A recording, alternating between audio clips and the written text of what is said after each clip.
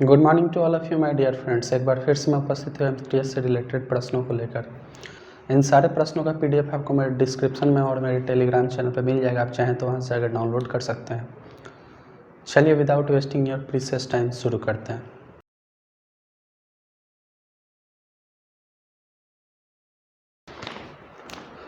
देखिए एक नंबर सवाल, एक नंबर प्रश्न है आपका।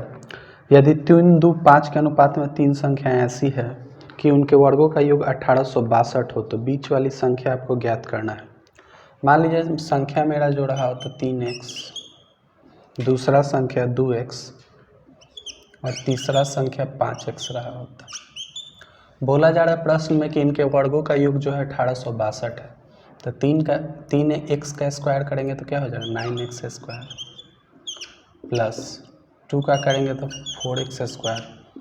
सिमिलरली 5x का करेंगे तो क्या होगा 5x स्क्वायर। अब बोला गया है कि इनके वर्गों का योग क्या है 1862 है, तो बराबर का 1862। चलिए सॉल्व करते हैं। 9 4 13, 13 में 25 होगा। 9 4 13, 13 में 25 जोड़ेंगे तो क्या आ जाएगा 38। तो क्या हुआ 38x स्क्वायर, जिसका वैल्यू क्या होगा 1862 के बराबर। 38 से काटेंगे कितना बार में कटेगा 49 बार में कट जाएगा। यानी x स्क्वायर का वैल्यू यहाँ से क्या होगा 49, तो x का वैल्यू क्या होगा रूट अंडर का 49। 49 को अगर हम रूट अंडर से बाहर लेंगे तो क्या बनेगा 7। अब पूछा गया था आपसे बीच वाला संख्या, बीच वाला संख्या आपका क्या है 2x है। तो 2x का वैल्यू सिंपली कैलकुलेट कर दीजिए, 2 गुना का 7, यानी फाइनली आपके प्रश्न का उत्तर क्या होगा 14। देखिएगा सवाल नंबर 2 नंबर प्रश्न है आपका। किसी संख्या को 6 से विभाजित करने पर शेषफल 3 आता है, उसी संख्या के वर्ग को 6 से विभाजित करने पर शेषफल क्या आएगा। कोई भी ऐसा संख्या ले लेते हैं जिसको 6 से विभाजित करने पर शेषफल 3 बचे। तो मान लीजिए 9 मेरा संख्या है, अगर हम इसको 6 से विभाजित करें तो शेषफल मेरा 3 बचता है। आगे बोला गया है कि उसी संख्या के वर्ग को, यानी 9 का वर्ग क्या हो जाएगा 81, इसको अगर हम 6 से भाग करें तो शेषफल क्या बचेगा। यही पूछा गया था आपसे। 6 एकम का 6, 2 बचेगा 21, 6 तरीके 18, 3। तो अब शेषफल क्या बच रहा है 3, यानी 3 ही आपके प्रश्न का फिर से उत्तर हो जाएगा।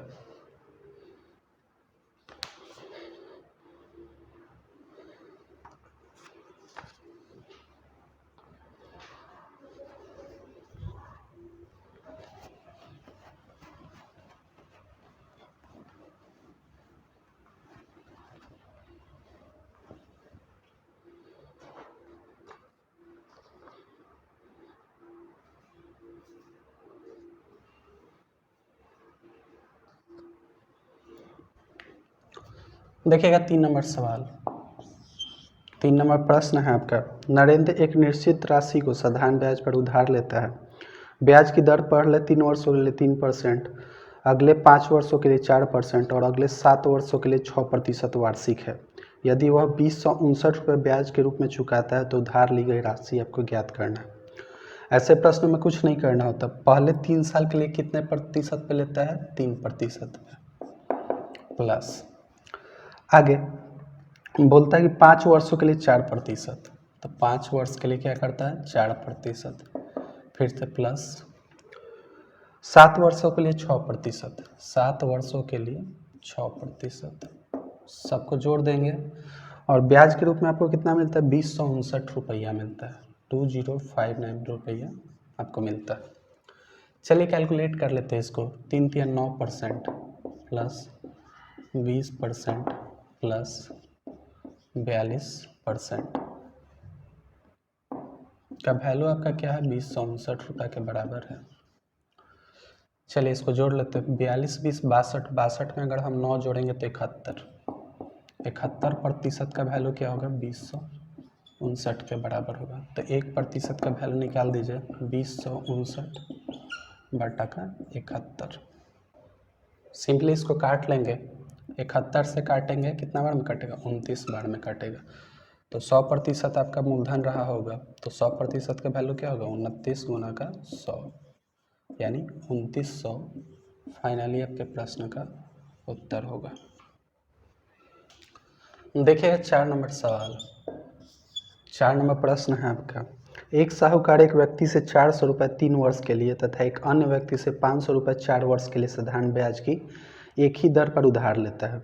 यदि कुल मिलाकर उसे 160 रुपये का ब्याज प्राप्त हो तो वार्षिक ब्याज का दर आपको ज्ञात करना है।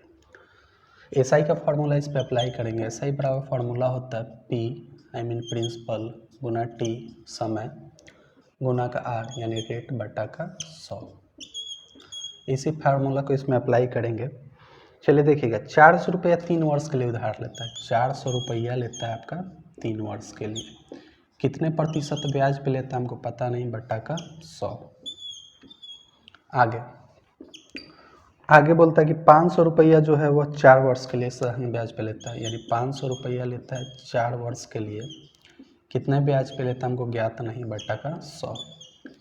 अब सब मिला के इसको क्या प्राप्त होता है, 160 रुपया का ब्याज प्राप्त होता है, तो बराबर का 160। काट लीजिए, 00 से 00 आपका कैंसिल आउट हो जाएगा। यहाँ भी सेम कंडीशन करेंगे कैलकुलेट। 4 × 12 आर प्लस का 20 आर का वैल्यू जो होगा 160 के बराबर होगा। 20 में 12 जोड़ेंगे क्या आएगा, 32 आर बराबर 160। 32 के टेबल में 5 बार में 160 होता है, यानी आर का वैल्यू फाइनली प्रश्न में कितना निकल गया है, 5%, जो कि आपके प्रश्न का उत्तर होगा। देखिएगा सवाल नंबर 5 नंबर प्रश्न है आपका, ए की बी से दुगनी कार्य करने की क्षमता है, यानी ए का कार्य करने का जो क्षमता है बी से दुगना है। अगर बी 1 यूनिट काम करता है तो ए कितना करता है, 2 यूनिट। इफिशियंसी का हम बात कर रहे हैं, क्षमता का। आगे क्वेश्चन में दिया गया है, दोनों मिलकर किसी काम को 18 दिन में समाप्त कर सकते हैं। ये दोनों मिलकर किसी काम को कितना दिन में लेता है, 18 दिन में समाप्त कर सकते हैं, यानी दिनों का संख्या क्या है यहाँ पे 18। चलिए अब हम सबसे पहला काम करते हैं, टोटल वर्क निकालते हैं, यानी कुल कार्य कितना हो जाएगा, 18 दिन में काम करता है। दोनों का स्पीड अगर हम मिला दें तो कितना होगा, 3 यूनिट, यानी 54 यूनिट आपका काम हो गया। बहुत ही सरल सवाल है। लास्ट में क्वेश्चन में पूछा गया है कि ए अकेला उस काम को कितने दिनों में समाप्त करेगा, तो 54 यूनिट आपका काम है, ए से करवाना है, बटा का 2। काट लीजिए, कितना बड़ा कटेगा, 27 दिन में, यानी ए अकेला काम को कितने दिनों में करेगा, 27 दिनों में। देखिएगा 6 नंबर सवाल। 6 नंबर प्रश्न है आपका, एक व्यापारी के पास 6 क्विंटल चीनी थी। इसमें से उसने कुछ चीनी 7% के लाभ पर तथा शेष 17% के लाभ पे बेची।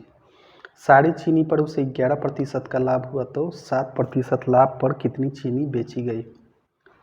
कितना चीनी था, 6 क्विंटल, यानी 600 किलो आपका चीनी था। क्विंटल को किलो में बदल देंगे क्योंकि ऑप्शन आपका केजी में दिया हुआ है। बोल रहा है कि कुछ चीनी 7% के लाभ पे, तो एक जगह 7 लिख लेंगे। कुछ चीनी 17% के लाभ पे, ठीक है, और सब पे मिला के इसे कितना हुआ, 11% का लाभ हुआ।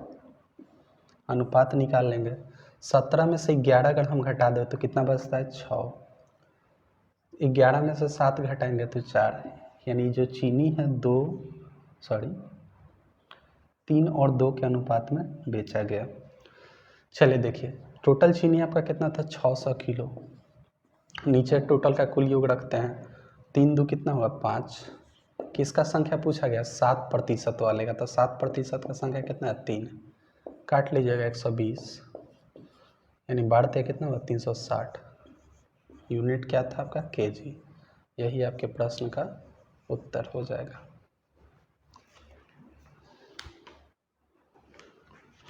देखिएगा सवाल नंबर 7 नंबर प्रश्न है आपका, किसी प्रवेश परीक्षा में अर्हता प्राप्त करने के लिए अधिकतम 600 में से 522 अंक का आवश्यकता है। प्रतिशत में कट ऑफ क्या है, बताना है आपको। चलिए, किसी परीक्षा को पास करने के लिए 522 अंक ही चाहिए। कितना में से, 600 में से। तो जब भी हम एग्ज़ाम देने जाते थे, अगर 600 में से हमारा 522 नंबर आता था तो ऐसे लिखते थे। अब देखिए, किसी भी चीज़ को प्रतिशत में बदलने के लिए गुना का 100। बहुत ही सरल सवाल है, 00 से 00 आपका कैंसिल आउट हो जाएगा। 6 से काटिए कितना बढ़ में, 6 8 48, यहाँ पे कितना बचा, 6 7 42, यानी 87% आपके प्रश्न का उत्तर होगा।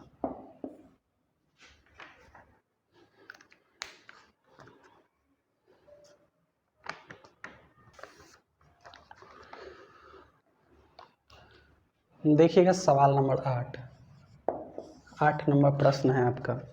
एक वस्तु को 2% तथा 10% लाभ पर बेचने पर विक्रय मूल्य में 3 रुपये का अंतर आता है, तो दोनों के विक्रय मूल्य का अनुपात पूछा गया। चलिए देखिएगा, मान लीजिए 100 रुपया हमारा क्रय मूल्य रहा होता है, एक तरफ हम क्या कर रहे हैं 2% लाभ पे बेच रहे हैं यानी 102, दूसरी तरफ क्या कर रहे हैं हम 10% लाभ पे बेच रहे हैं यानी 110। अब दोनों में अंतर कितना का है, 3 रुपया का अंतर है।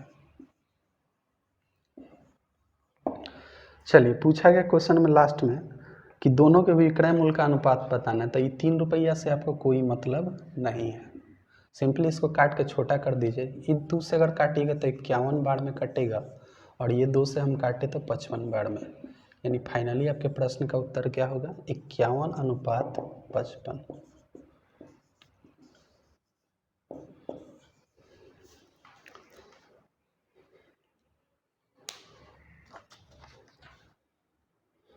देखिएगा सवाल नंबर 9 नंबर प्रश्न है आपका। मेज एवं कुर्सी के मूल्य का अनुपात 9:4 है। तो मेज है आपका टेबल, उसका बाद क्या है कुर्सी चेयर, इनका अनुपात क्या है आपका 9:4 है, यानी टेबल को हम 9x मान लें, चेयर को 4x मान लें। आगे बोला गया है कि दोनों के मेज तथा कुर्सी के मूल्य में मेज का मूल्य जो है कुर्सी के मूल्य से 1250 रुपये अधिक है, यानी दोनों में अंतर कितना का, 1250 रुपये का। 9x और 4x में अंतर की बात करें तो 5x का अंतर है, जिसका वैल्यू किसके बराबर है, 1250 के बराबर। 5 से काट लीजिए सिंपली इसको, 5 दूना 10, 5 25, 250, यानी x का वैल्यू यहाँ से क्या निकल के आया, x का वैल्यू आपका 250 है। एट लास्ट आपसे क्वेश्चन में क्या पूछा गया, क्वेश्चन में पूछा गया कि कुर्सी का मूल्य बताना है, तो कुर्सी का मूल्य क्या है आपका 4x है, तो 4x का सिंपली वैल्यू फाइंड आउट कर दीजिए, क्या हो जाएगा 250 गुना का 4, यानी 1000 रुपया आपके प्रश्न का उत्तर होगा।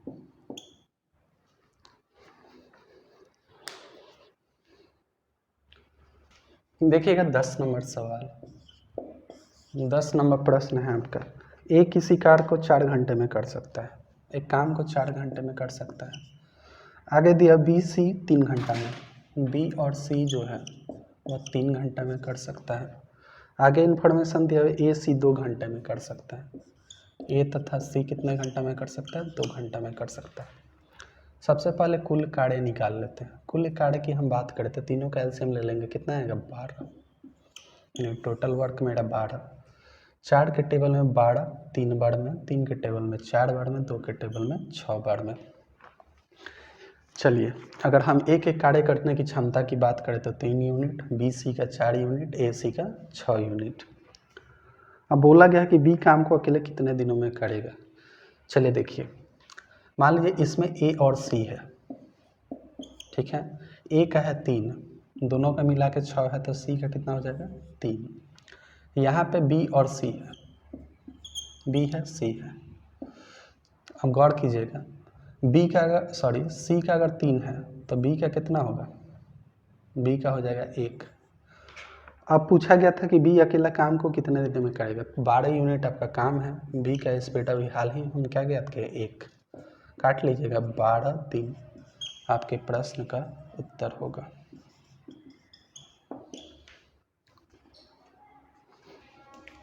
देखिएगा सवाल नंबर 11 नंबर सवाल है आपका। 250 मीटर लंबी एक ट्रेन खंभे को 15 सेकंड में पार करती है, तो ट्रेन की गति किलोमीटर प्रति घंटा में बताना है।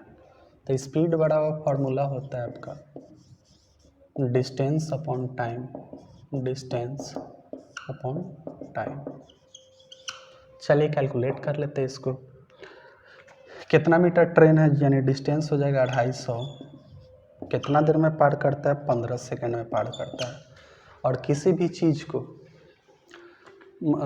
किसी भी चाल को अगर मीटर प्रति सेकंड में उसको किलोमीटर प्रति घंटा में बदलने के लिए क्या करता है? 18/5 से गुना करते हैं।